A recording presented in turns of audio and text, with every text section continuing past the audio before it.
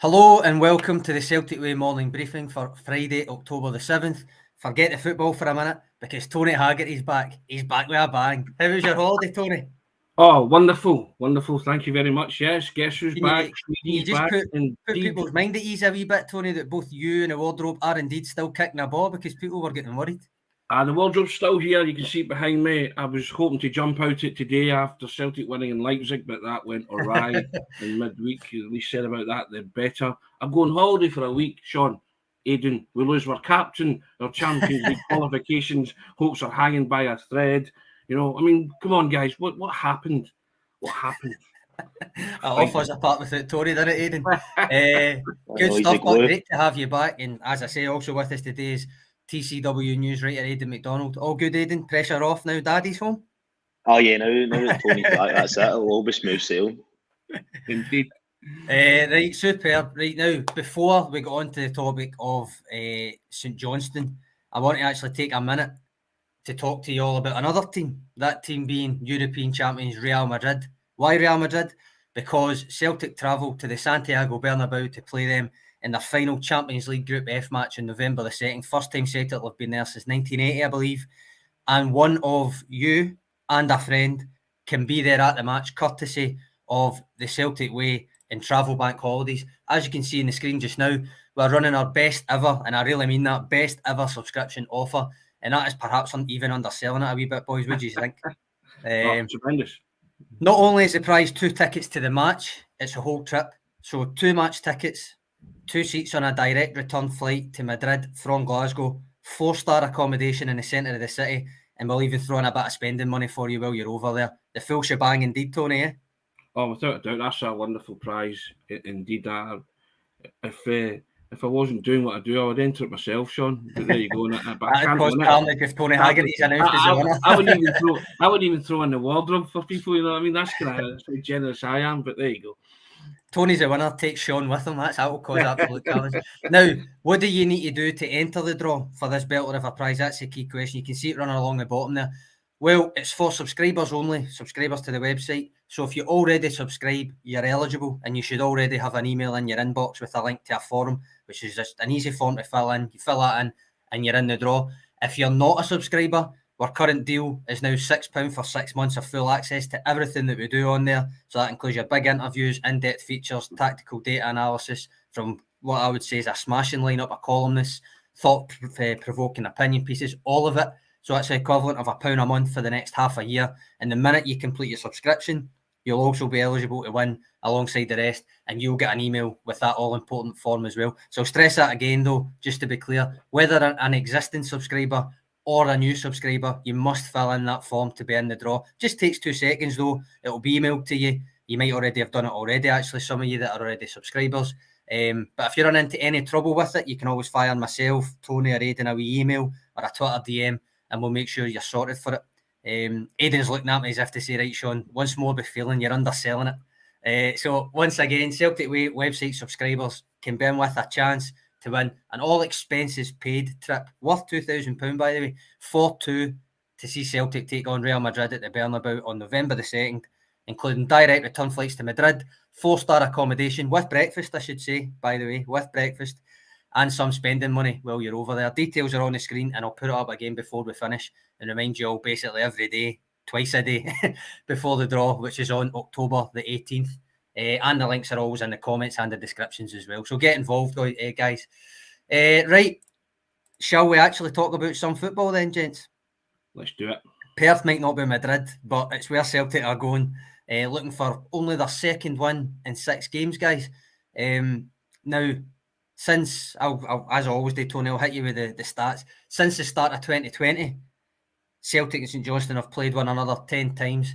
Celtic have won 9 and drawn 1, and that's solitary draw. I don't know if you remember it. Aidan's usually good about this season, even though I like to forget it. Was the 1-1 draw at Parkhead in the 2020-21 season. Celtic have scored 26 goals in those 10 games, so an average of 2.6 per game, if you like, and over 2.5 goals bet. Last season, 7-0, the most recent meeting. St Johnstone have only scored 3 times in the 10, though, so both teams to score doesn't usually pay out. Right, so is this all, Tony, a roundabout way of me saying this is an ideal scenario for shaking off a European defeat, or am I jinxing them? No, I think it is an ideal scenario for shaking off a European defeat. Bottom line is they have to, Sean. The recent record against St Johnstone is great. It all stacks up. The stats are very heavily slanted and weighed in Celtic's favour. But again, you have to go out and win the football match. You have to earn the right to win the football match. And I think the St Mirren game and the Motherwell game, to an extent, tell you that if you're not on it, well, there was signs of staleness about Celtic in both of those matches. I felt European games are different because you're taking a step up in opposition, a step up in class, and obviously Marco Rosa's had an early effect with RB Leipzig, and you can see that they're a good side. But I think Celtic need to maybe just shake off their domestic lethargy and give a performance that what you've alluded to there. Those 9 wins, there's lots of dominant performances and amongst those 9 wins. So I think Celtic need to try and get back to that. And if that means the manager freshens things up, then so be it. But I think it's time for that. And they talk about European hangovers. The Celtics simply can't afford a European hangover, Sean. They just have to go out and be clinical, professional, and do the job by whatever means possible. David Bradley coming in saying Celtic need good fitness at the weekend. They feel St Johnstone will try and rough them up and they need to handle the rough side of it a wee bit better. I suppose up at McDermott Park, guys, it's I think an 11-match win streak stretching back to May 2016. And I would caveat that by saying I'm pretty sure that team had the likes of Logan Bailly and Sadie Yanko in it that day because they'd already won the league. So I think stretching it back further than that, it's like 2012 since St Johnstone beat Celtic at McDermott. So I do take the point. The form, the history, I know it's different teams, but it still counts for something, I think. I take David's point as well, Aidan. Would you think physicality, is that what you can expect from St Johnstone? They still play 3 or 5 at the back, so would you suggest it's not quite the same type of football and challenge that Leipzig posed midweek?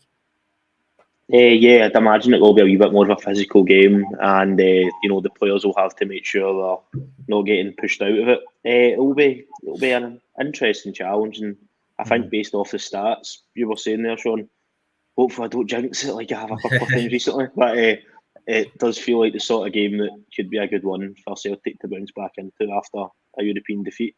But yeah, I'm sure it will be a physical challenge. It always is. Callum Davidson, like you said, he sets up with kind of 3 to potentially 5 at the back. So yeah, we'll need to watch some set pieces, etc. Right now, St Johnstone, since getting popped out of that League Cup before the league season started, they've started the Premiership poorly as well. But the last few games they found a wee bit of form with 2 wins and a draw in their last 4. Although 2 of those games were against the current bottom 3. So take from that what you will. As I say, they still play 3 or 5 at the back. Adam Montgomery has been playing a lot for them, but he's obviously on loan from Celtic up there. He's been doing okay. He won't play against Celtic, but that's not just because it's Celtic in terms of the loan deal, but because Callum Davidson confirmed the other day that he missed that midweek loss to Kilmarnock, because he's broken his toe. So I'm not sure how long it keeps him out for, but he won't be playing anyway because it's Celtic. Have you managed to see much of Montgomery or any of the loanees, Aidan, while you've been out and about covering other games? Or? Not fully, but I have seen some clips of Montgomery, etc. on Sports. He got quite a good assist, and yep. I can't remember a specific game, but one of St Johnstone's games at the start of the season, it may have been like one of their first wins of the season. So he's looked quite sharp, and it's important that he's able to get some minutes under his belt. Because obviously, I mean, this time last season, I know a lot of it was probably due to squad depth, but he was starting away to Real Betis and in games like that. So there could potentially be a place for him in the future. So I'm glad that he's getting minutes. There's currently somebody hoovering outside this door, so I do apologise. It's all right, can't hear it. Any background noise. Tony, Adam Montgomery, is he the kind of guy you expect to come down and challenge, or is it more one of those loan spells where it's potentially carving out a career in Scottish football or down south otherwise? I think it could be a latter in Adam Montgomery's case. I just don't see where he fits in. But again, it's like every lone player, person that's on the fringes, you'd rather they were out playing and also playing for a team in Scotland, because I've said before, you can't beat getting minutes under your belt. And also, if they do come back and they are asked to do a job, then they know the terrain. They've been everywhere. They know every ground in every place that they visited, and they know how to handle certain things. So I'm happy about that. I don't wish him ill. I hope he can come back and challenge. But again, it's like everything else. Celtic still have a strong pool of players once everybody's fit, and you kind of doubt that. Well, there, Chilpel saying Adam McGovern isn't good enough for Celtic. I'll reserve judgment on that just now, but I think a lot of Celtic fans might harbour the same opinion as Chilpel. But I like to see them getting valuable Premier League minutes under their belt, or Premiership minutes. So every minute is vital for their development, and if it's not, and if they're not going to carve out a career at Celtic, then hopefully it is elsewhere or down south or whatever. But you want to see them do well regardless, because they might be asked to perform when they come back to the club, and at least they're fit and they're healthy and they're well and they've been performing on a regular basis. That's a good thing. Jerry Coyle coming in with a comment about St Johnstone, saying they're not even close to St Mirren player for player. He reckons it'll be high scoring. St Mirren are third in the league, lest we forget. So that, I mean, they are going really well. St Johnstone not quite as well, but I think a lot of people predicted that it would be high scoring against St Mirren, didn't they? Yeah, right. Let's not dwell on that one. Well, no, but I get back to you. You earn the right to win football matches. You have to. But if you're not on it, you will get punished. Bottom line. So. Yep. Now we're going to put this comment up just so I can plug it. FS saying Alan Morrison's piece on the site this morning provides a great analysis of our midweek defeat worth a read. Totally agree with that. I'll put the link in the comments. It's Alan in his own kind of inimitable style, dissecting the way that Celtic decided to press, the way they decided to set up off the ball, and how it contributed to the way that Leipzig managed to generate their chances and stuff. So very, very, very interesting as usual with Alan. I'm sure the two of you will agree, and FS obviously agrees as well. So I'll put the link in the comments to that. A few comments coming in here, including one. I'll just skip. I'll wait. I was going to skip straight to Joe Hart, but I think I'll wait. I'll put Mark Edward. Can you include a win versus Madrid in that prize, please, Sean? Yeah, please do, because I'll open the wardrobe, Sean, if that happens. You know that, so there you go. I'll put Chilpel back up here. He says he'd start Georgios Giakoumakis against St Johnstone tomorrow. Celtic team selection is our next section, and that is what I would call the juicy bit. I have sketched out a rough team based on how exhausting that game would have been midweek, and presuming Cameron Carter-Vickers remains out, but I'm happy to amend it when there's an update later. I won't ask you both for a full 11. We'll keep those for the article that goes on the website, as always. But I will ask you, how many changes do you think you'll make? I've got 4 or 5, I think it might be. Tony, would you think? I could see it being as many as that, Sean, only because, and I said it earlier, there's a staleness domestically, isn't there? You can see it. And I think a couple of players in midweek as well, in European stage, it's kind of affecting them a bit. So Chilpel, I start GG against St Johnstone tomorrow. That was one of my first thoughts when I woke up this morning. I thought, how do you kind of, revitalise or rejuvenate a kind of squad that's looking a bit, I don't know, I wouldn't say jaded or tired at this stage of the season, but I don't know, it just needs refreshed. So that would be one of my changes if Postecoglou is going to make any, but I think that would be uppermost in my mind, because Kyogo in the past couple of games has been okay, but and sometimes I think players can do with a rest and they come back sharp. And I think Giakoumakis has cooled his heels long enough and probably desperate to start. And I just think certain times call for certain measures. And I think a hungry Giakoumakis against St Johnstone could lead to what the previous comment, I think it was Jerry, said, goals again. So possibly. Feed the Greek and he will score, is it, Tony? Feed the Greek and he will score. You know my thoughts on that. So let's take a couple of positions for the sake of debate specifically. Who replaces McGregor, Aidan? If Aaron Moy's fit again, you've got him in there. Oliver Abelgard come on the other night. James McCarthy also come on. So I suppose they're vying for it. Possibly Yusuke Ideguchi. Would you think, Aidan? I think if Aaron Moy's fit, he will probably start, just because, he's been a wee bit ahead of Abelgard in terms of his overall fitness. But I think if he's not available, it'll definitely be Abelgard, who I thought, as we discussed yesterday, Sean, done okay when he came on. Obviously, you can see that he is lacking a bit of match fitness, but the only way he's going to get that through playing games. So I would like for Abelgard to start, but I think if Aaron Moy's fit and available, it will probably be him. That's a real conundrum, Sean, isn't it? Yes. The Abelgard Moy debate.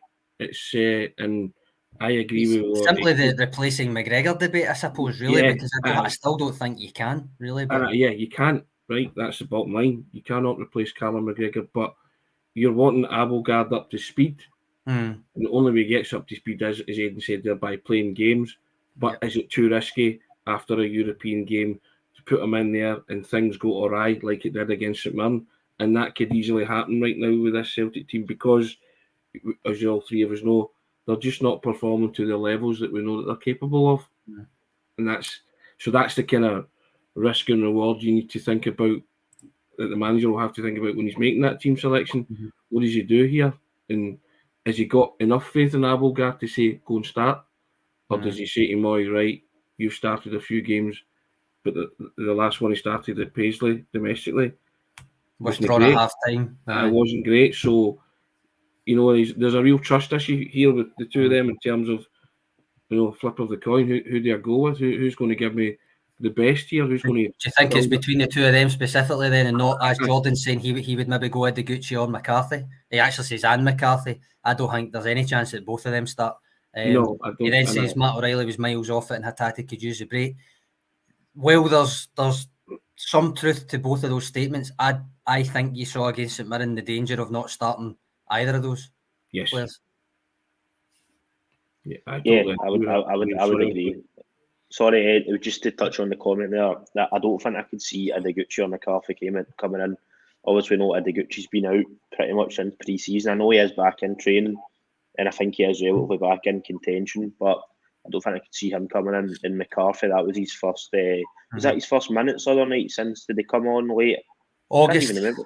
August 31st, the same as James Forrest. Both Jameses that came on the other night hadn't been playing since August 31st. So the Ross County game, the cup game, So I'd imagine it'll be Abelgard or Moy, and I would like to see Abelgard. James McCarthy's pass. And to be fair, I don't know where it comes from because he's not that type of player. For 99% of the time he's on the park, but last year against Ross County, and another one I think maybe Livingston, and then against Leipzig there, he just pulls it out his locker just randomly. It seems. Did you not come on? Did you not play against St Johnstone at McDermott Park on Boxing Day as well, McCarthy? I can't remember off the top of my head, but there was a lot of players. He displayed a range of passing that day too. So you know, I wouldn't count him out per se. That was when there was COVID problems with it, and Joey Dawson played, and I'm sure McCarthy played that day, and Arbada played through the middle, didn't he? And they played 3-5-2, did they not? 3-4-1-2. I've got a comment here, Susan Finlay, and I think that's a fair point too. That Giakoumakis and Abelgard tomorrow, because Susan believes that Celtic need to be physical.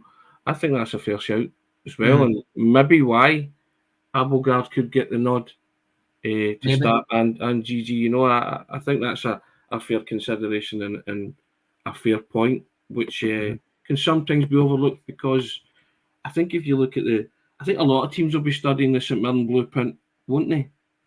As to how to down Celtic and what Stephen Robinson did with the team that day. Because I thought St Mirren executed a game plan very, very well, but Celtic were pretty poor. St Mirren played at the top of their game, not particularly pleasing or pretty on the eye, but it was effective. And I think that teams will be saying, okay, how can we be effective against Celtic? What can we do? So they'll probably use that as their kind of blueprint to say, well, they did this, this, and this. But a lot of things fell into place for them. Celtic were rank rotten on the day, and so many players were off for them. And I think you have to guard against that again, especially with freshening things up after a European tie or making too many changes that it goes that way again. So it's a real. That's why I'm preparing myself to get either an 11 out of 11 or a 5 out of 11. To be honest, with the predicted lineup. And that's the quandary that the manager finds himself in as well, Sean. Yeah, don't know if you could hear that. It was my daughter's toy going off there in the background. But so Patrick McLaughlin saying he can see McCarthy starting tomorrow. Chilpel again saying wonder if Ideguchi would get a look in. Mark Edwards saying is Carter Vickers fit? We'll find out that later on. The next question, I suppose, what I want to say is that's still going off. I'm going to need to go and turn it off. Aidan, is there any scope for wholesale changes up front? Giakoumakis, obviously we've spoken about, but say Atak Sabanovic, maybe Leila Bada's available again. What do you reckon? I think there could be a couple of changes up front. Sorry, I think Jota will probably play Tony, as I would imagine. But Yeah. I could definitely see, without giving too much of predicted lineups away, I'd definitely see Haksabanovic and Giakoumakis coming in. I think it's probably good to freshen it up as well, particularly after a wee bit of a stale run recently. I don't know what you think about that. I'd actually quite like to see Leila Bada come back here. I think we're all agreed that Dyson Maeda is potentially off the boil, but there's no need to go in studs up on him because he still gives you tremendous work rate and contributes a lot. But some players just, go off the boil and are off for him. And I think it's fair to say that Maeda maybe is suffering from a loss of form at the minute, temporarily. On that note, Tony, yeah. Stuart Ross wrote a piece for the website this morning, simply entitled "In Defence of Dyson Maeda," which I'll put in the comments. Yeah. You know how I like Maeda, so I was already maybe predisposed to agreeing with Stuart's conclusions, but I'll put it in there for anybody that wants a wee read of it. And I mean, if he stays in the team, then I don't have any qualms about that. Mm-hmm. But I agree with Aidan. I think Jota and Giakoumakis starts for me tomorrow. Pair me anyone from 3, from Maeda, Haksabanovic and Abada. And I'm inclined to go with Abada because Abada likes it up there. Scored a couple on Boxing Day and played very well that day. And I just think sometimes Abada, gives you something that wee bit different, and I think if Celtic are going to create chances tomorrow, then they're going to have to be clinical, and Abada's a clinical finisher at times and he's popped up with goals, especially when they need it. Celtic need goals tomorrow, and I think Abada's a guy that can maybe do that alongside Giakoumakis. Mark Edwards going back to the centre mid question, saying please not Aaron Moy. Oliver Abelgard needs to start. Paul Andrew Martin actually kind of reinforcing that, saying Moy's too pedestrian, get Abelgard in there especially for a physical battle. Patrick McLaughlin with a full 11 there. That's an interesting one. Aidan, Ralston, do you think there's any chance that he plays in, comes in? And also, well, I'm going to double down on it and say, what do you make of David Bradley's comment asking me, but I'm going to shift it on to you. Is Juranovic playing at his top level? So that's two facets to the same question there, probably. Should Ralston come in and is Juranovic playing at his best? So I think Juranovic will play tomorrow, just because he did have that rest against St Mirren. Then went and did okay for Croatia, and I think he's been all right. Obviously, the own goal that we talked about already in the Motherwell game, I think he's been okay. Is he playing at his top level? I don't know. I thought he'd done all right. I know we discussed Sean, obviously, maybe got out-muscled a bit for Leipzig's first goal, but as we also mentioned, he was up against, a really good player. I think he's been doing okay. Maybe he's not at his kind of peaky powers that he was at times last season, such as at home to Rangers in the 3-0 game. He was absolutely superb. But I think he's been doing all right, Sean, to be honest. I'm going to go against that, Sean, and say Ralston to start tomorrow because of the Giakoumakis factor. You know what I'm like with Giakoumakis, Abada, and the wee man bomb. I think Celtic need an injection of energy, and I just think a subtle change like that, Ralston and Giakoumakis coming in, could give that. And my thoughts.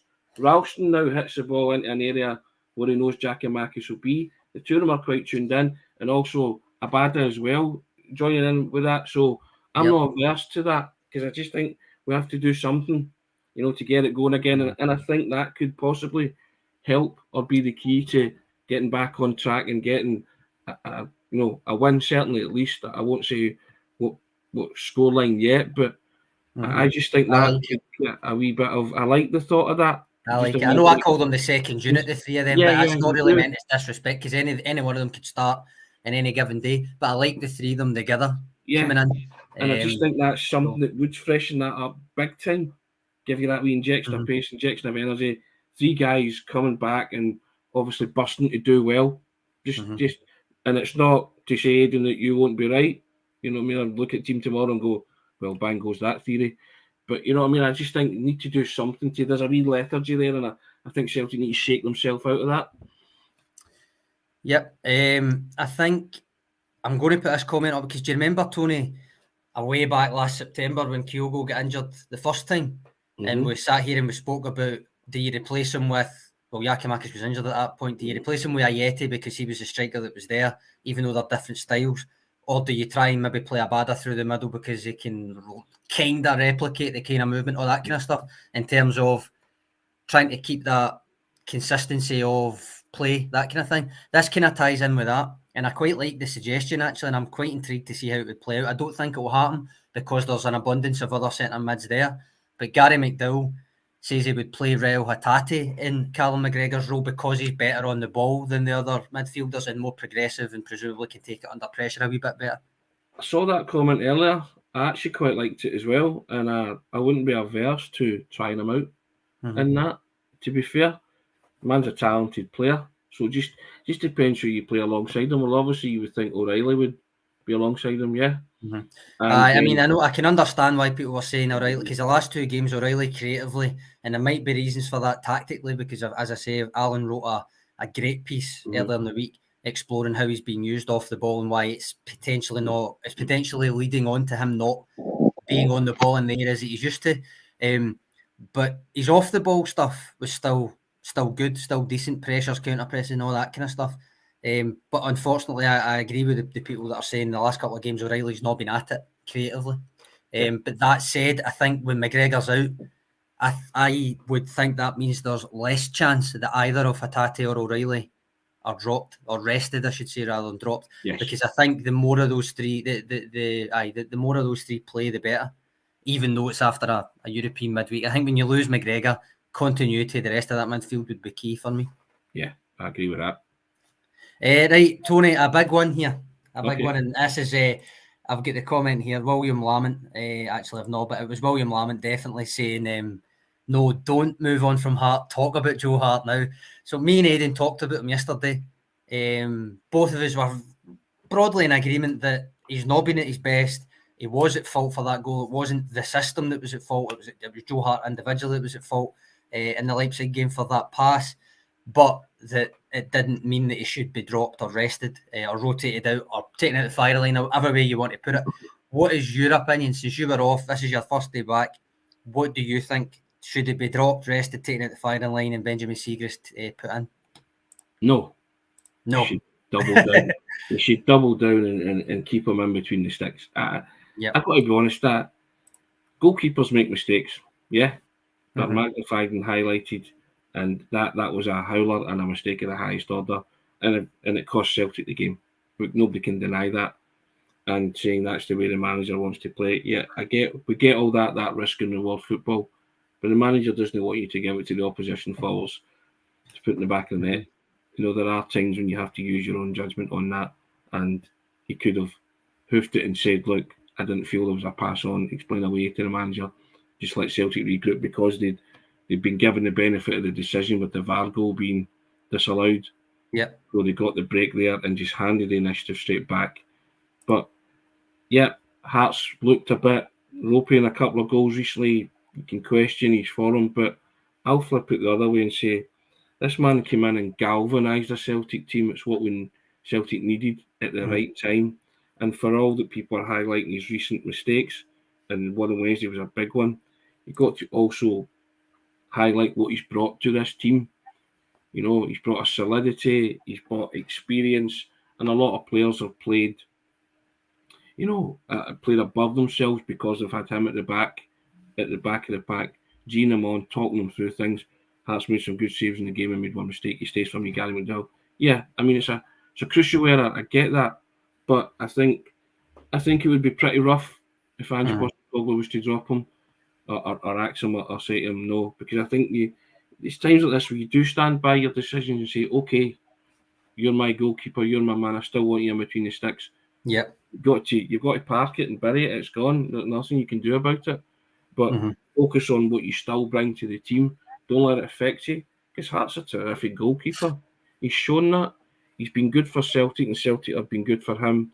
Yep, you can question a couple of things this season. Of course you can. Do it with all the team, all the players in the team. But Matt Edward Hart's a leading the team. He stays in for me. Yeah, and that's the way I feel about him. I still think he's a massive presence in that Celtic team. And at this moment in time, there's something not clicking domestically. And I still think we need these guys. You're talking about continuity. I think we need continuity. I think we need continuity with big players. and Hart's a big player in that team. Yeah, he's made a mistake. Yep, you have to say to him, no more, Joe. It can't happen again. And he'll know that himself. So I would be inclined to stick with him but say to Benjamin Siegrist, look, you just get ready because you might be called upon to do a service in the near future. And as the manager says, they are trained to always be ready when they get their moment. So it might come sooner rather than later for Siegrist. But this minute in time, I'm a Hart man. So we'll see how it goes. Okay. All Hart, Tony. You're all Hart. I'm all Hart. You know that by watching the pod regularly. Before we call time, blow the full time whistle, whatever way you want to put it. Score predictions, guys. Tony, since you're back in the seat, what do you think? You first. Okay, I'm going to go 3-0 Celtic. Not a huge score, but 3-0, and it might be like a 1 in the first half and 2 late ones or something like that. But Aidan? I'll go maybe a wee bit more conservative and say 2-0. 2-0 Celtic, I should clarify, actually. I like these clean sheets. That's what I'm liking. I like those clean sheets there. Just a nice kind of comfortable performance, hopefully. Just the fact we've maybe not been scoring a lot of goals in recent games, that's why I won't go for more than 2-0. But hopefully I'll be wrong and it'll be 3-0 or if not more. Chilpil agreeing with you, Aidan. William Lamont saying 1-0. Jerry Coyle saying 8-0, but not to be outdone. Carol Nemzo says 9-0. Mark Edward 5-0. Jerry McCann 4-0. David Bradley 2-1. William Lamont 3-1 with a Hart blunder. Aussie 3-1. That's what I'm going to go for, same as Aussie 3-1. Right now, I think, depending on the way St Johnstone decide that they want to play, there is the chance that Celtic might concede a goal. But I do think that this kind of mini, if you want to call it a mini slump, I think it will end. I think they'll win it, and I think they'll win it convincingly. Plenty coming in here, 2-1, 4-0. Yeah. So we're all going for a Celtic win, unbelievably so, on a Celtic podcast. But so before we call time, I'll put up the graphic again. And remind anyone who missed the start that we're running our best ever subscriber offer, an all expenses paid trip for 2 to go and see Celtic take on Real Madrid at the Bernabeu next month. Details are on screen and can be found in the link that I'll put in the comments in 2 minutes, and it's also in the description as well.